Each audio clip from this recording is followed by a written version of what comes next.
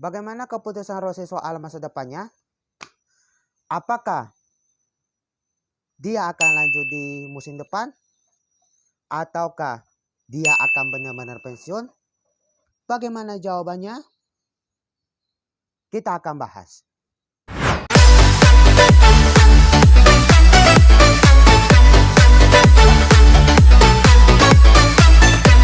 Halo guys, kita ketemu lagi dengan saya Mas Ilham di Mas Ilham Channel. Di video sebelumnya kita sudah bahas tentang isu-isu terhangat atau berita-berita hangat di MotoGP sekarang ini, yaitu tentang Maverick Viñales yang akhirnya resmi keluar dari Yamaha di 2022, yang artinya di musim depan Maverick Viñales tidak akan bergabung dengan Yamaha lagi. Dan isu-isu tentang rumor-rumornya Viñales yang bergabung beberapa tim seperti bergabung dengan Aprilia, kemudian Aramco VR46, kemudian Honda, ataupun ada penukaran pembalap di antara kedua pembalap Suzuki antara Rins atau Mir yang ingin bergabung dengan Yamaha untuk ditukarkan. Itu kita tidak tahu dia akan bergabung dengan siapa, tetapi kita bisa kesimpulan bahwa Maverick Viñales akan bergabung dengan Aprilia, karena Aprilia adalah tim yang bisa membuka siapa saja untuk bisa bergabung dengan tim mereka. Tapi kalau buat Aramco VR46, Repsol Honda tim Suzuki X-Star ataupun tim yang lain tidak bisa, karena itu sudah ditutup. Dan saya tidak yakin dengan isu-isu yang seperti Aramco VR46 Maverick Viñales bergabung yang itu. Saya tidak yakin juga, karena itu aku pikir itu kayaknya tidak benar itu, karena aku merasa kayak kurang percaya dengan rumor seperti itu, ataupun juga rumor-rumor lain misalnya ke Honda ataupun ke Suzuki, aku nggak percaya. Jadi kemungkinan Maverick Viñales akan bergabung dengan Aprilia, itu menurutku aja. Nah, dan kali ini kita akan bahas tentang mohon maaf ya, masa depannya Rossi saat ini di MotoGP 2022, alias bagaimana keputusan Rossi di masa depan. Apakah dia akan pensiun di musim ini dan tidak akan ikut balapan di 2022 atau lanjut dengan 2022? Oke. Jujur aku dari awal kayak agak tidak menerima Rossi pensiun, tetapi ya kita tahulah dia ini seorang legend MotoGP sepanjang masa. Dia adalah 9 kali juara dunia MotoGP. Dia sudah 9 kali juara dunia, 7 kali juara dunia MotoGP, 1 kali juara dunia 250 cc, dan 1 kali juara dunia 125 cc. Dan kita harusnya menghormati, karena Valentino Rossi lah yang membawa nama MotoGP ke seluruh dunia dan membuat suasana MotoGP itu semakin besar, sehingga kala-kala suasana penonton bola seperti biasanya. Dan karena Valentino Rossi adalah pembalap yang popularitasnya yang paling tinggi daripada pembalap yang lain, dan mempunyai fans yang cukup, bukan cukup sih, hampir seluruh dunia sangat mendukung Rossi, dan kita menganggap Rossi adalah king of the MotoGP. Seharusnya di situ kita harus menghormati dia keputusannya apapun, karena kita sudah berterima kasih padanya bahwa dialah orang yang membawa nama besar MotoGP ke seluruh dunia, dan telah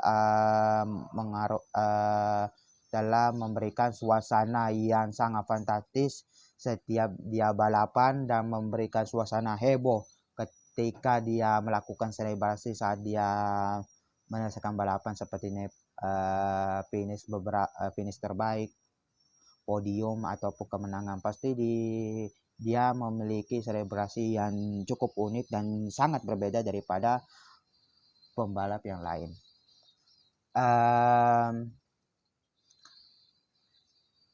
Kita kembali dengan pembahasan. Aku jujur karena aku sendiri kayak merasa kayak agak nggak terima aja sih, karena kita ingin lihat Valentino Rossi lanjut di musim depan. Dan yang gua pengen adalah gua mau Rossi-nya ini lanjut, karena kita mau melihat Rossi-nya balap Indonesia lah. Balap Indonesia bikin suasana yang lebih heboh di Indonesia, karena Indonesia juga adalah termasuk adalah negara dengan fans terbesar Rossi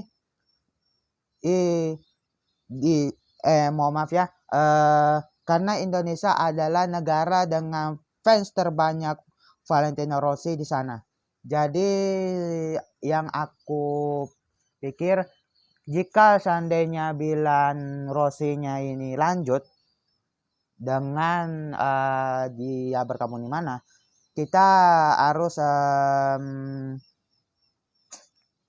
merasa sangat senang karena kita bisa melihat Valentino Rossi kembali tahun depan dan bisa melihat hasilnya di tahun depan. Dan kalau misalkan dia pensiun, ya kita harus hormati aja sih, kita harus hormati. Tetapi memang perasaan gua sekarang cukup gimana ya, cukup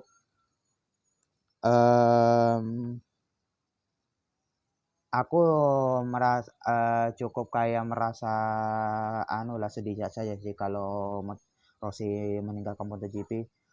Padahal dia adalah orang penting di MotoGP loh, orang dalam lagi loh, dia master loh, dia sepuh MotoGP. Tapi ya memang sekarang ini performa di paruh musim pertamanya ini aku nggak tahu, aku nggak bisa ngomong apa-apa karena aku berepetasi waktu di Asen itu ya mungkin dia bisa fight, tetapi dia melakukan kesalahannya waktu di Asen. Dia di saat itu salah start dan akhirnya dia mengalami crash. Aku nggak tahu waktu dia crash itu kan, karena aku nggak tahu. Ketika saya tahu, karena dia tidak ada di tempat posisi situ, maka wah berarti ini crash sudah ini. Karena di situ taran tujuhnya itu kan kita tidak bisa lihat taran tujuh karena terbatasnya aksiarnya. Aku sudah mencoba di UCTV sama Mainstream itu kan. Oh maaf guys, aku tadi bersin. Itu kan Mainstream nggak bisa juga, apalagi di UCTV juga nggak bisa. Mungkin aku pikirnya popularitas Rossi karena penurunan performa, jadinya siarannya MotoGP di Trans 7 kayak dibatasi, sehingga itu yang mengakibatkan yang Rossi performanya hasilnya Rossi seperti itu dan performa Rossi makin menurun. Akhirnya Trans 7 di MotoGP membatasi siarnya, kayaknya tidak menarik karena Rossi-nya ini tidak bisa berikan hasil yang terbaik. Jadi aku pikir kayak gitu. Tetapi memang aku merasa kecewa juga sih karena saya tidak bisa ngomong apa-apa saat di Asen, apalagi keputusannya ini yang dia pensiun. Aku benar-benar sedih, aku benar-benar kasihan juga. Aku kasihan juga sama Rossi karena dia ini apa ya, dia sudah struggling. Tetapi kenapa dia masih tidak bisa menunjukkan performa terbaiknya? Karena aku pikir ini balik lagi ke Yamaha-nya. Yamaha-nya ini saya pikir tidak bisa memberikan yang terbaik buat Rossi karena apapun masukannya sepertinya masukan dari Rossi-nya ini tidak kurang masuk ini kepada Yamaha. Jadinya Rossi-nya ini tidak bisa memberikan yang terbaik. Apalagi di Petronas. Petronas kemungkinannya agak kurang kurang memiliki masukan dari Rossi sehingga membuat Rossi-nya ini mengalami penurunan performa. Dan juga dari segi pedoknya kemungkinannya ini Rossi dengan timnya ini kayak apa ya, kayak tidak menurutku kayak kurang respon aja sih. Menurutku kurang respon antara Rossi dengan Petronas ini kayaknya kurang respon karena aku pikirnya ini Petronas ini dia lebih mementingkan yang pembalap muda termasuk juga Yamaha, dia mementingkan yang muda daripada yang veteran karena menurutnya ini pembalap muda ini, aku bukan menanggapi seperti itu, tetapi aku pikir Yamaha ini hanya cuma berterpaku dengan pembalap muda buat bisa lebih kuat daripada veteran. Jadinya dia cuma fokus pada satu, bukan cuma dua. Bukan, aku merasanya kayak nggak adil juga sih. Kenapa kamu berikan respon pada cukup respon kepada Morbidelli sedangkan Rossi-nya enggak? Kenapa? Waktu di itu kenapa kamu hanya fokus pada Vinales tetapi bukan sama Rossi waktu di Vettori? Apa yang terjadi Pak Nuni Yamaha? Karena kalau misalnya kamu hanya fokus satu, kenapa kamu ambil dua?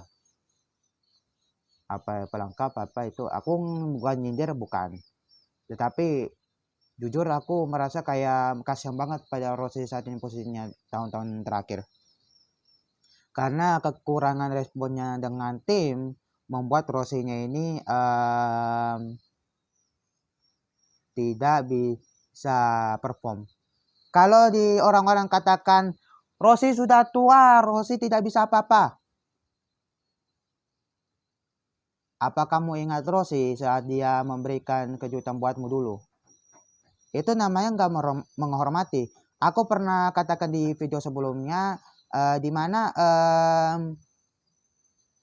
Rossi-nya ini loh telah pernah memberikan kejutan buat kita, memberikan hadiah kepada fansnya. Tapi kalau kamu bilang kayak gitu, Rossi sudah tua, dia tidak bisa buat apa-apa, itu namanya kamu buat Rossi-nya putus asa loh. Nggak hormati lagi. Harusnya kamu berikan semangat ataupun support kek. Ayo Rossi, ayo Rossi, ayo Rossi. Ayo kami terus mendukungmu walaupun kamu begini posisimu, kami terus mendukungmu sampai akhir. Harusnya sih kayak gitu. Kamu harus berjuang dengan pembalap muda supaya kamu bisa bangkit. Harusnya segitu. Dan juga aku juga merasa heran juga nih dengan tujuan Petronas. Kalau Petronas bilang ini mengembalikan masa kejayaan Rossi, tetapi kenapa buat Rossi-nya kayak gitu? Apakah kurang responnya yang membuat Rossi-nya kayak begitu? Respon pada tim Petronas dengan Rossi-nya respon antara timnya dengan Rossi kurang membuatnya Rossi seperti itu. Kalau kamu buat itu, lakukan sesuai dengan apa yang kau janji. Jangan kamu ingkari juga. Aku juga merasa kasihan loh. Aku bukan menyinggung lah. Aku tidak ingin cari masalah, tetapi aku merasa kasihan juga. Aku merasa kasihan. Aku nggak tahu Yamaha ini pikirannya ini seperti apa. Aku nggak tahu. Aku bukan nyindir Yamaha. Aku bukan menyindir. Aku nggak menyindir Yamaha.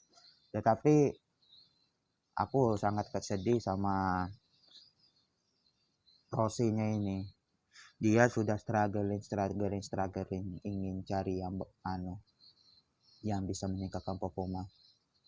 Dan juga aku juga nggak tahu lah Dan juga aku memang Michelin juga ini. Aku nggak tahu kenapa Michelin juga tidak memberikan ban yang bagus kepada Rossi. Semenjak dia Bridgestone dia bisa. Waktu dia Michelin kenapa nggak bisa? Apakah Michelin ini benar-benar apakah Michelinnya ini tidak membuat Rossi-nya ini bisa mempunyai ban yang bagus supaya dia bisa cepat? Aku nggak tahu lah. Aku benar-benar kasihan sama Rossi, aku benar kasihan. Faktor iya, itu pengaruh. Tetapi pernah kali ya berita tentang umur 50-an, 60-an bisa balap tapi bisa saing? Nah, pernah nggak? Aku loh pernah lihat berita kayak gitu, aku pernah lihat di Facebook lagi, pernah. Tua sih tua, tetapi kalau jiwanya yang masih muda pasti bisa fight.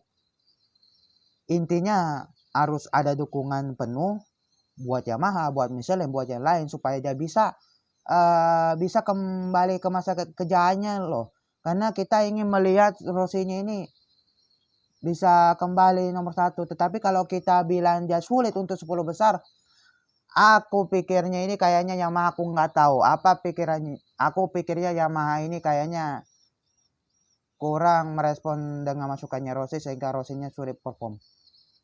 Sulit.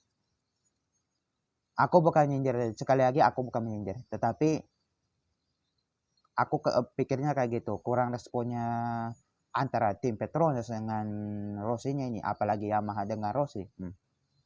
Itu kurang respon. Jadi bagaimana masa depannya Rossi? Beberapa pembalap ingin Rossi-nya ini lanjut di MotoGP 2022 karena dia adalah sosok yang penting bagi mereka, sosok penting di MotoGP, dan dia adalah ikon yang paling terbaik loh.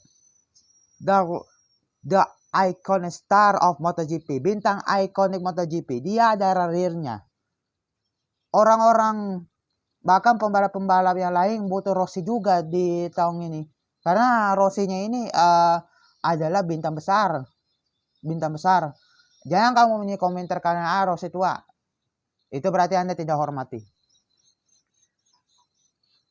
Dan juga beberapa orang penting juga pihak MotoGP-nya tidak mau juga Rossi pensiun juga, pembalap lain juga tidak mau Rossi pensiun seperti Johan Zarco, Marc Marquez ataupun yang lain tidak mau Rossi pensiun karena dia adalah orang yang penting. Tapi aku juga merasa kasihan juga, dan juga pameran dari pemilik Aramco VR46 ingin Valentino Rossi bergabung dengan timnya sendiri dengan adiknya Luca Marini. Sangat ingin, tetapi katanya itu sulit. Tetapi hasilnya aku nggak tahu. Aku inginnya Rossi-nya ini bisa lanjut. Kami semua sebagai fans ingin Rossi lanjut. Tetapi kalau kita sebagai fansnya Rossi yang benar-benar dukung Rossi, sayang kepada Rossi, itu hanya fans bijaksana. Fans yang benar-benar menghormati apapun keputusannya, dia adalah fans yang bijaksana. Dia mengerti kondisinya. Tetapi aku inginnya Rossi harus bangkit dan memberikan kejutan. Dan aku ingin Yamaha atau Michelin melakukan sesuatu. I want Yamaha and Michelin can make something for Rossi to back here, to back on the job. Aku inginnya Rossi seperti itu. Aku ingin Yamaha dengan Rossi seperti itu. Aku maunya Yamaha dan juga Michelin benar-benar adil dan memberikan full support kepada Rossi. Jika Yamaha Factory ingin full support buat Rossi, lakukanlah seperti yang kamu katakan. To do what you say. Itu yang aku harap. Dan juga soal keputusannya saya tidak tahu. Kita akan tunggu di setelah jeda liburan musim panas. Apakah dia akan lanjut di 2022 atau benar aja pensi. Jadi kita sebagai fans MotoGP, terutama bagi gua, mudah-mudahan kita harus tetap dukung Rossi walaupun segala kondisi apapun. Jika dia pensi, kita harus menghormati sebagai fans sejatinya, dan kita harus berterima kasih kepada Rossi bahwa dia sudah menemani kita dari dulu sampai sekarang, yang membuat MotoGP ini semakin besar dan memberikan suasana yang heboh bagi kita semua. Oke, itu saja yang gua sampaikan, dan di video selanjutnya gua akan bahas tentang ini mungkin tentang bukan MotoGP lagi, mereka saya akan kembali ke konten yang lama saya, yaitu anime kesukaan gua, yaitu Majo no Tabi-Tabi, karena aku mendapatkan banyak cukup bahan yang gua bahas di video selanjutnya. Oke, kita ketemu lagi di video selanjutnya. See you and goodbye. Dadah.